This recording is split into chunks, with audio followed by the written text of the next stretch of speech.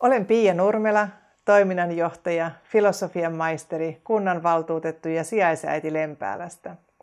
Minulla on rohkeutta toimia lasten ja nuorten, perheiden, ikäihmisten ja yksinyrittäjien asialla. Olen Lempäälän kunnanvaltuutettu ja kunnanhallituksen jäsen. Toimin myös Lempäälän Vesilahden paikallisosaston puheenjohtajana ja Pirkanmaan piirin hallituksen jäsenenä.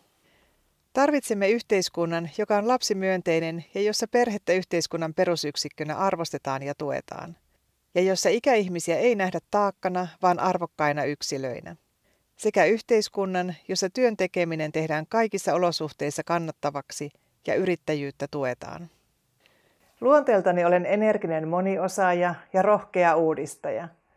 Ongelmatilanteita kohdatessani lähden aktiivisesti etsimään niihin ratkaisuja. Innostun verkostoitumisesta ja kontaktien luomisesta. Arvostan yhteistyötä ja rakentavaa vuoropuhelua.